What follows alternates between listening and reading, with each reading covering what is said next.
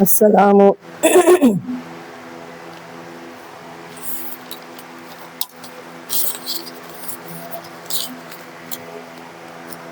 السلام علیکم ورحمۃ اللہ وبرکاتہ۔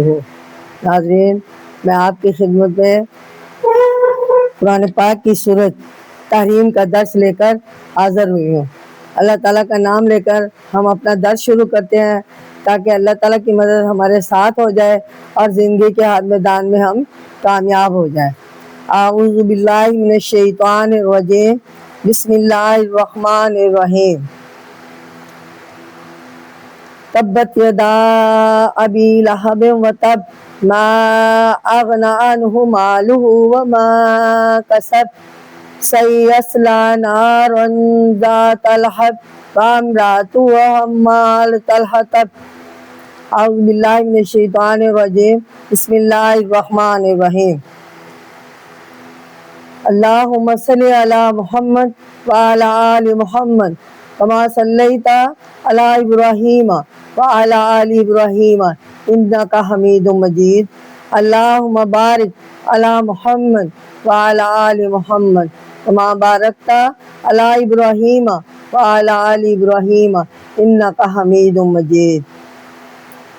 ناظرین توجہ فرمائیں، میں نے سورۃ تحریم یعنی قرآن پاک کی سورۃ تحریم، اس کا پہلے والا حصہ یعنی آیت نمبر 8 تک آپ کی خدمت میں پیش کر دیا تھا۔ امید آپ نے توجہ سے اور غور سے پڑھا سنا بھی ہوگا، اور اب میں آپ کے سامنے اس سے آگے والی آیات یعنی فسادیوں کا علاج، آیت نمبر 9 اور 10 تک کا ترجمہ و تفسیر آپ کی خدمت میں پیش کر رہی ہوں۔ توجہ سے اور غور سے سنیں۔ یہاں پہ ہے فسادیوں کا علاج اور انجام۔ یعنی قرآن پاک میں فرمایا ہے اللہ سبحانہ تعالیٰ نے، یا ایھا النبی جاہد الکفار والمنافقین، اے نبی منکروں سے اور دغا بازوں سے لڑائی کر۔ یعنی یہاں پہ اللہ تعالیٰ نے نبی پاک صلی اللہ علیہ وسلم کو لڑائی کرنے کا، جہاد کرنے کا حکم دے دیا تھا۔ واغلظ علیہم، اور ان پر سختی کر، یعنی اپنے تبلیغ کا کام شروع کر، اور اگر وہ نہ مانے، کفار اور منکر بن جائیں، منافق بن جائیں، تو ان سے لڑائی کر۔ واغلظ علیہم، اور ان پر سختی کر۔ ومأواہم جہنم، اور ان کا گھر دوزخ ہے۔ وبئس المصیر، اور وہ بری جگہ جا پہنچے ہیں۔ ضرب اللہ مثلا، اللہ نے منکروں کے واسطے للذین کفروا ایک مثال بیان فرمائی ہے۔ وامرأتہ للذین کفروا امرأۃ نوح، یعنی ایک مثال بتائی ہے نوح علیہ السلام کی عورت کی۔ وامرأتہ لوط، اور ایک لوط علیہ السلام کی عورت کی۔ یہاں پہ دو مثالیں پیش کی ہیں ان دو عورتوں کی، جو کہ ایک کانت تحت عابدین، جو دونوں ہمارے بندوں میں سے نیک بزرگ تھے، نیک بندے تھے۔ عابدین یعنی عبادت گزار تھے، من عبادنا صالحین، ان کے گھروں میں تھی، یعنی ان کے گھروں میں نیک صالحین بندے تھے جن کے بیویاں تھی وہ۔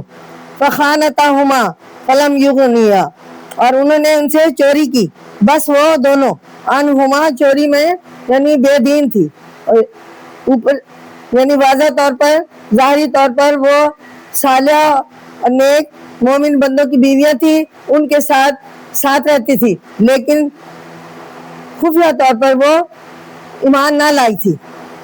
ان کا ذکر ہے انہما من اللہ شیئن، اللہ کے آگے کچھ نہ آیا۔ انہوں نے ان سے چوری کی، پس وہ دونوں اللہ کے آگے کچھ کام نہ آئی، یعنی انہما من اللہ شیئن وقیل ادخلا، یعنی کام نہ آئے، اور حکم ہوا اب اللہ تعالیٰ نے اللہ تعالیٰ تو ہر ایک انسان کے شارک کے قریب ہے، اور اللہ سبحانہ تعالیٰ جانتے ہیں کہ کون کیسا ہے.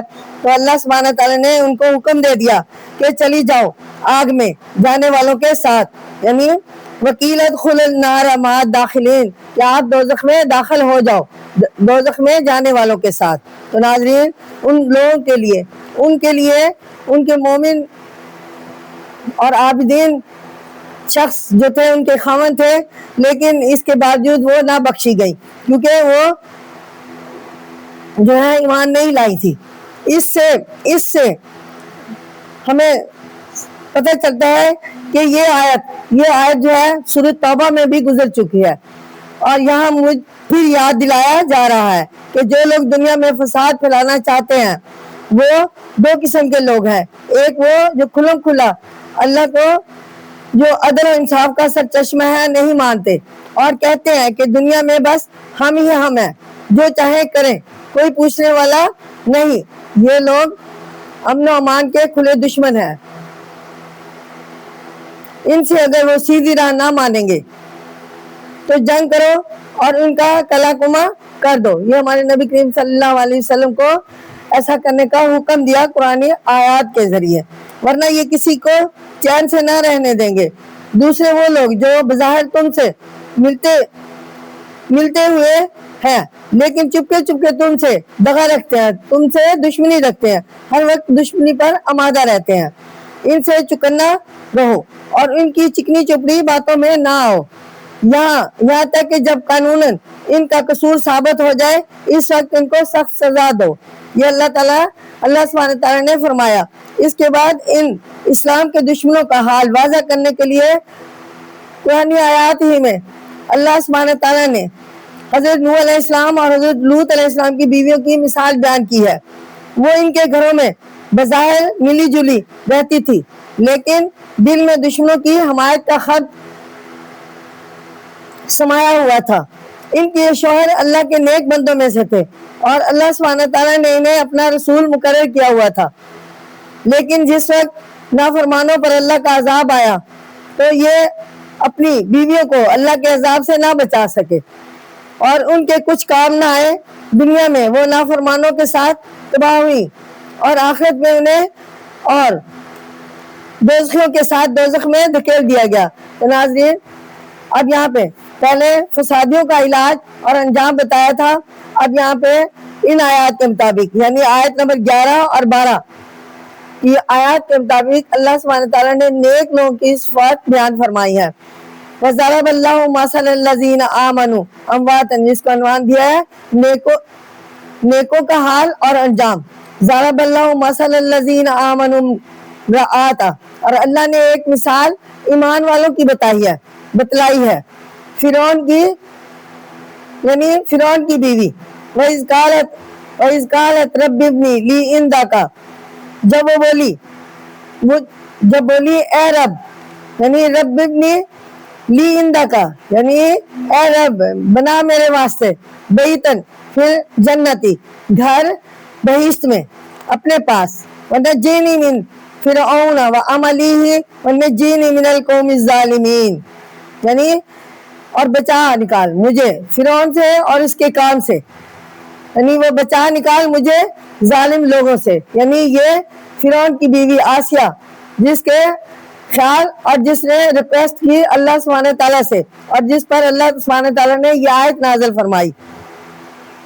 وہ مریم، اور دوسری نیک پارسا عورت جو تھی مریم. وہ مریم عمران اللتی آسنت فرجاہا فنفخناہا فی من روحنا، یعنی وہ کہتی ہے کہ مریم عمران کی بیٹی، یعنی عمران علیہ السلام کی بیٹی مریم بننا تھا عمران، یعنی عمران کی بیٹی مریم،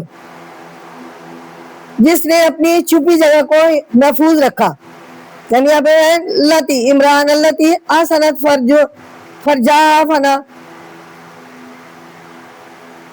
فنفخنا، یعنی رکھا پھر ہم نے اس میں، یعنی اپنی جگہ کو محفوظ رکھا، پھر ہم یعنی اپنی محفوظ جگہ کو، چھپی ہوئی جگہ کو محفوظ رکھا، پھر ہم نے اس میں اپنی طرف سے، یعنی فیہ من ذوہنا، اپنی طرف سے روح پھونکی، اپنی طرف سے ایک جان پھونک دی، وصدقت بکلمات ربھا، اور سچا جانا اس نے اپنے رب کی کتبی، رب کی باتوں کو، بکلمات ہی ربھا، اپنے رب کی باتوں کو، وکتبی، اور کتابوں کو، وکانت من القانتین، اور وہ تھی بندگی کرنے والی نیک عورت۔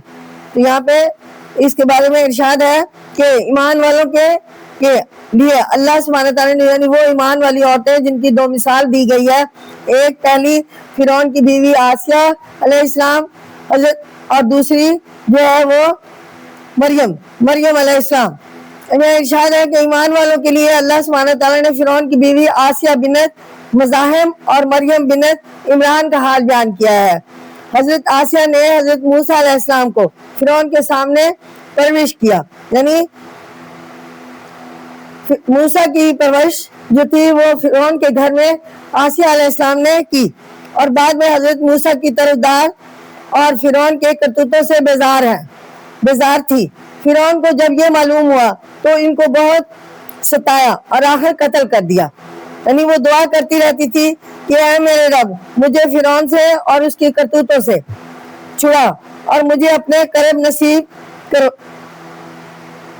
کراؤ، اور جنت میں میرے لیے ایک مکان تیار کر دے۔ آخر اللہ سبحانہ تعالیٰ نے اس کی دعا قبول فرمائی اور وہ شہید ہو کر اپنے رب کے پاس جنت میں پہنچ گئی۔ تو ناظرین، اسی طرح حضرت مریم علیہ السلام عمران کی بیٹی تھی، اور وہ اللہ کی عبادت میں مشغول رہتی تھی، اور نہ انہوں نے شادی کی اور نہ کبھی برے کام کرنے کا خیال کیا۔ اللہ سبحانہ تعالیٰ نے حضرت جبرائیل علیہ السلام کو ان کے پاس بھیجا، اور انہوں نے حضرت مریم کے گریبان میں پھونک ماری، جس سے اور اللہ تعالیٰ کا پیغام دیا، جس سے وہ حاملہ ہو گئی، اور حضرت عیسیٰ علیہ السلام ان کے بطن سے پیدا ہوئے۔ یہ اللہ سبحانہ تعالیٰ کے بندے اللہ کی ساری باتوں کو ٹھیک اور سچا مانتی تھی، اور اس کی کتابوں پر اس کا یقین تھا، ایمان تھا، اور بڑی محنت اور تندرستی سے مردوں کی طرح اللہ سبحانہ تعالیٰ کے ذکر اور اس کی عبادت میں مصروف رہتی تھی۔ ساری عمر اللہ کی بندگی میں گزاری، آخر اللہ سبحانہ تعالیٰ نے انہیں آخرت میں بڑے درجے عطا فرمائے۔ تو ناظرین، اب میں آپ کے سامنے قرآن پاک کی سورۃ تحریم اور اس کی